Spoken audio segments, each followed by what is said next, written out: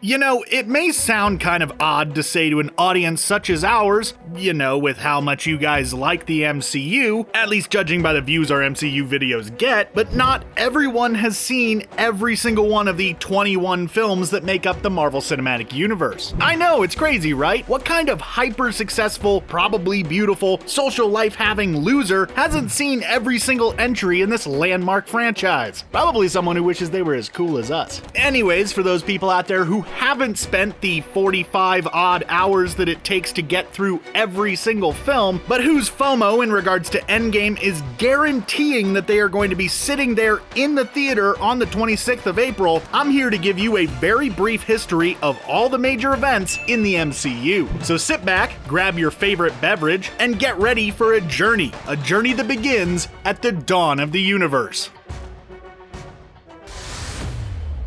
At first, there was nothing. Just an unending void filled with crushing, unimaginable silence.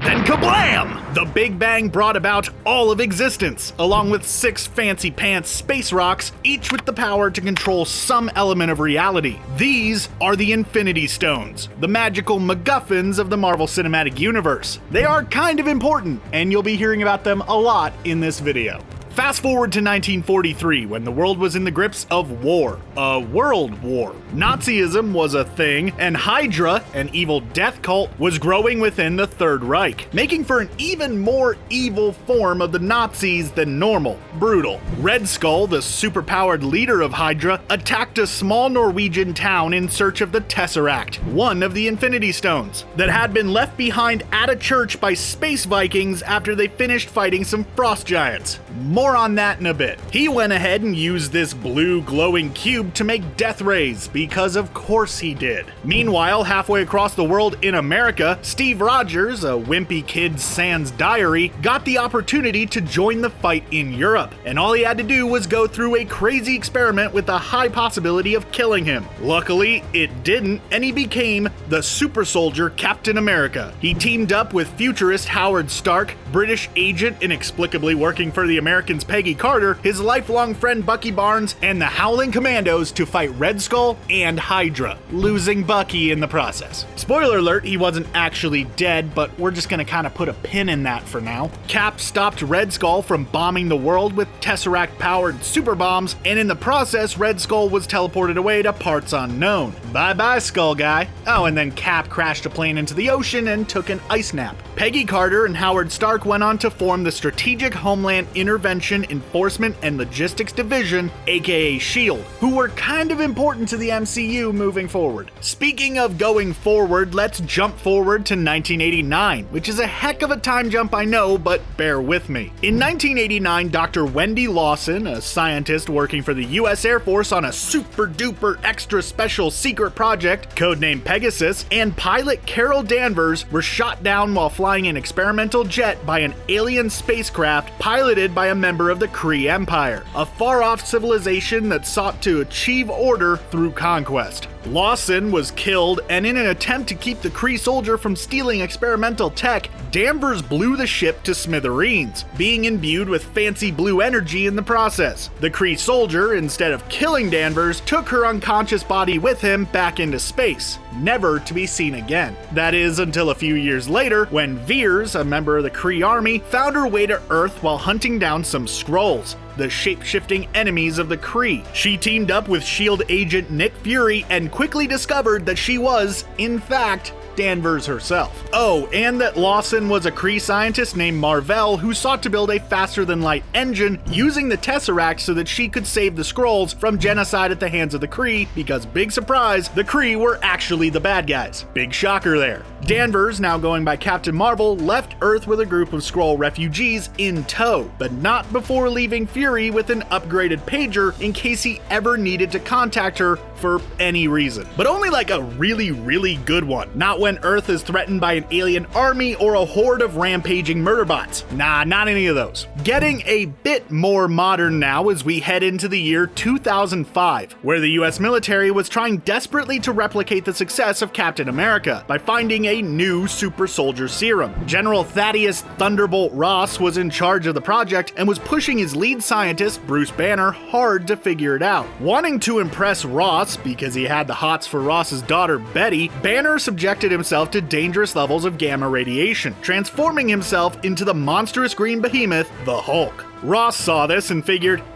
close enough. Let's weaponize the heck out of this Hulk guy, which Banner was not cool with in the slightest, so he went into hiding. A few years later, in 2008, Howard Stark's son, Tony Stark, had successfully transformed his late father's company, Stark Industries, into the world's foremost weapon manufacturers. Oh yeah, Howard Stark was dead by this point, kinda skipped over that part.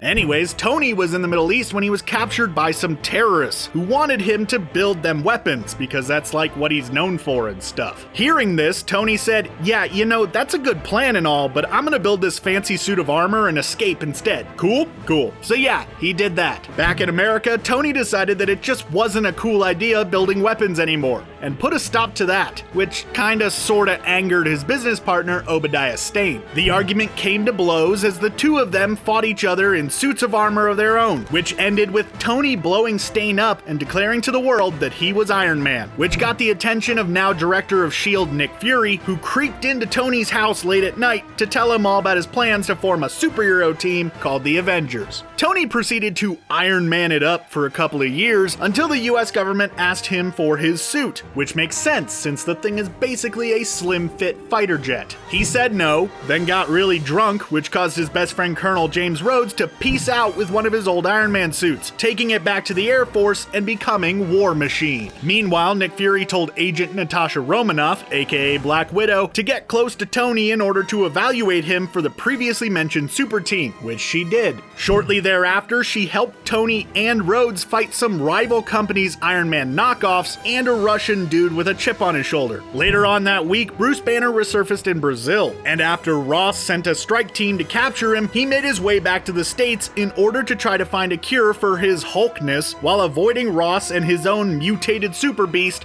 the Abomination. Living up to his evil-sounding name, the Abomination went berserk in Harlem, and Banner had to fully embrace his greener side in order to stop him. Also, some S.H.I.E.L.D. peeps were there doing some shady secret agent stuff. Also in that same week, out in the distant cosmos on a flat earther's dream planet called Asgard, the previously mentioned space Vikings, the Asgardians, were having a party to celebrate heir to the throne Thor coming of age. His father Odin was hoping to take a nap real soon, so he needed someone to take over the throne. However, the ceremonies were cut short when some of those frost giant dudes somehow managed to attack Asgard. Thor and Loki, along with their besties, went to go fight the frost giants on their turf, which didn't exactly end well, as Odin got royally peeved because, active war and all that. And Loki actually found out that he was a frost giant himself who Odin had stolen from his father as a baby. Thor was banished to Earth, made eyes with Natalie Portman for a little bit, which I can't really blame him there, and ultimately proved himself worthy of wielding his fancy hammer again, allowing him to return to Asgard so he could kick his brother's butt before he could claim the throne for himself. Also, some S.H.I.E.L.D. agents were there doing shady secret agent stuff, again, including that guy, Clint Barton,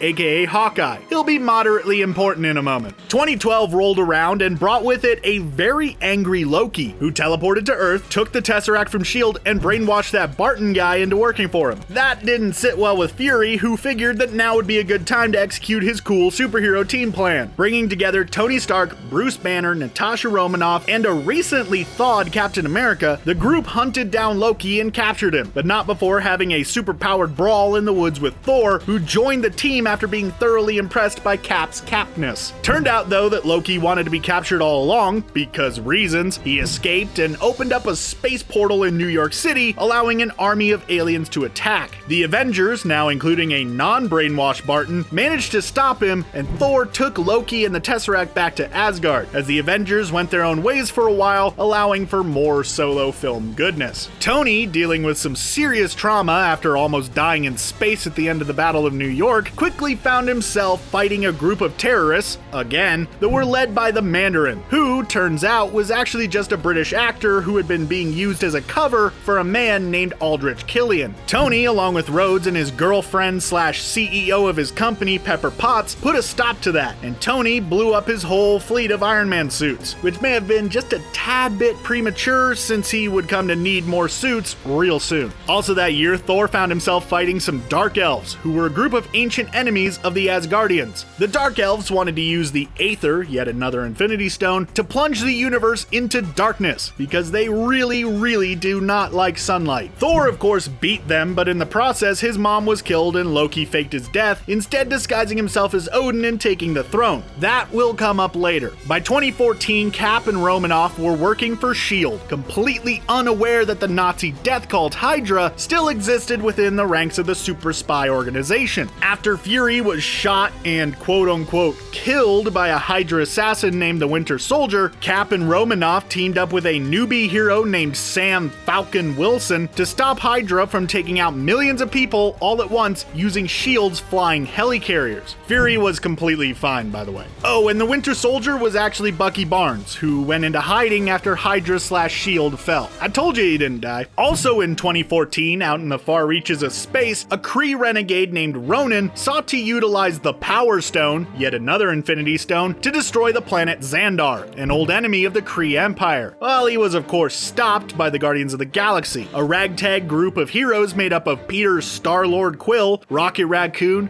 Groot, Drax the Destroyer, and Gamora, the daughter of Thanos. Than who? Oh, right. Haven't mentioned that guy yet. He's a big purple dude who really wants all the Infinity Stones. He'll be important later. A few months after that, the Guardians had a chance encounter with Ego, the living planet, who, as it turns out, was Quill's dad. It's kinda weird, but okay. Things seemed to be going great until Quill found out that Ego intended to conquer the galaxy and that he had killed Quill's human mother. Understandably, this made Quill a bit perturbed. The Guardians, joined by Gamora's sister Nebula, Yondu the space pirate, and Mantis, a freaky bug girl with psychic powers, managed to beat Ego pretty handedly, though Yondu bit the big one in the process. Bit of a bummer. Back on Earth, things were going great until Tony Stark and Bruce Banner accidentally used the Mind Stone to create Ultron, an evil AI hell-bent on destroying humanity. Smooth moves, guys. Ultron built himself a fancy robo-body and recruited Scarlet Witch and Quicksilver, a pair of twins that had been granted magical abilities and super speed respectively. They were meant to help him execute a plan that called for Ultron to lift an entire city to use as a sort of makeshift meteor to make humanity go the way of the dinosaurs. As it turns out, the twins weren't exactly down with this idea, so instead they joined up with the Avengers and helped them bring another non-evil robot to life, named Vision, and the team set out to stop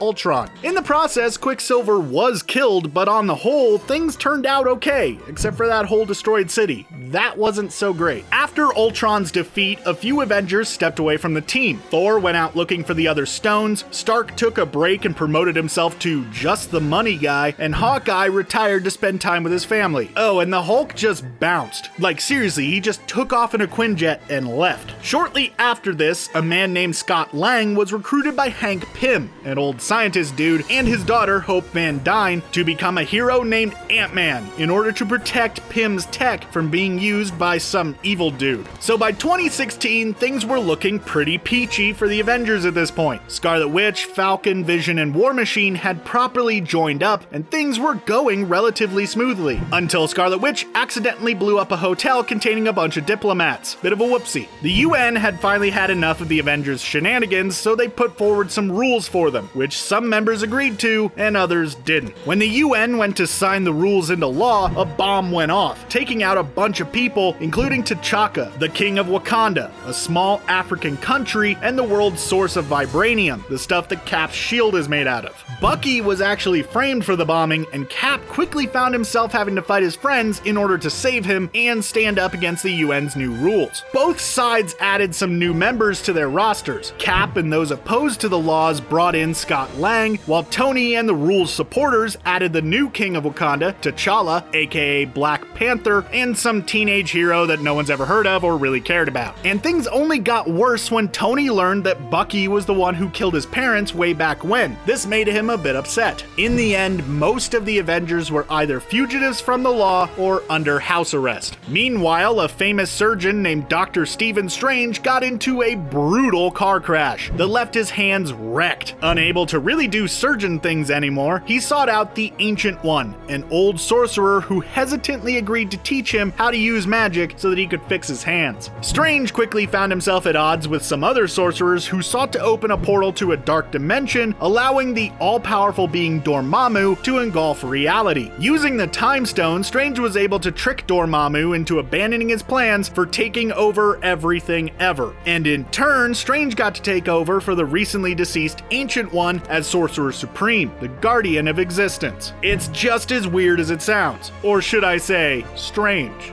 I'll see myself out. Following the events of Civil War, that teenaged hero dude named Spider-Man returned home to Queens and began investigating the actions of the Vulture, a blue-collar worker who started stealing alien tech and selling it to the criminals. After besting that flying bird man, Spider-Man was offered a full-time spot on the Avengers roster, which he completely turned down in order to stay in school and stuff, because school is cool, I guess. Meanwhile, T'Challa took his proper place as the King of Wakanda, though his initial time on the throne was pretty short-lived, as his long-lost cousin from America, Eric Killmonger, showed up and quickly usurped him. See, Killmonger sought to use Wakanda's advanced vibranium tech to establish a new world order of sorts, which T'Challa wasn't on board for. Really not on board.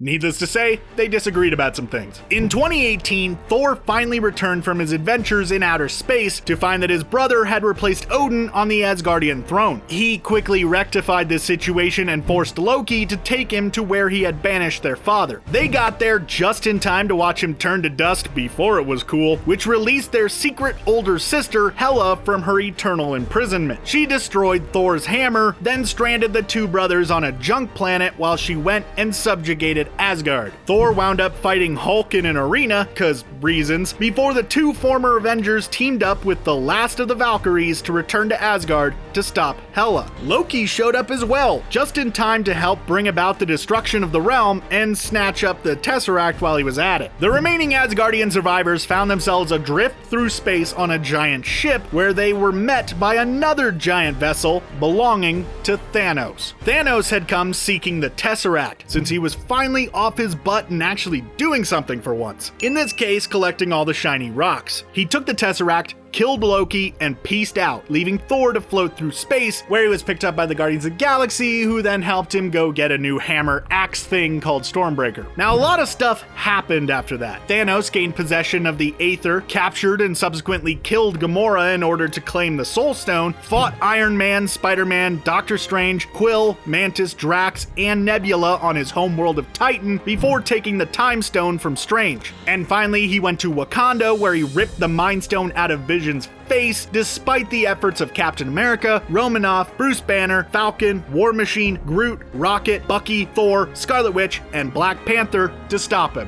Once he had all of the stones, with the simple snap of his fingers, half of the population of the galaxy were wiped out of existence, including many heroes. This left the MCU in a really unfortunate place, especially Scott Lang, who found himself trapped in a place known as the Quantum Realm, as all of his friends who could have pulled him out of there had kind of ceased to exist. And that is where the MCU stands as we eagerly await the next chapter of the story, Avengers Endgame. Are you excited for Avengers Endgame? I'd assume so if you sat through this monster of a video. Let us know your thoughts in the comments below, and while you're down there, subscribe to the channel and maybe leave me a funny story or two so that I can read those and recuperate from this gargantuan behemoth of a video. Thanks for watching, and I hope to see you at the movies.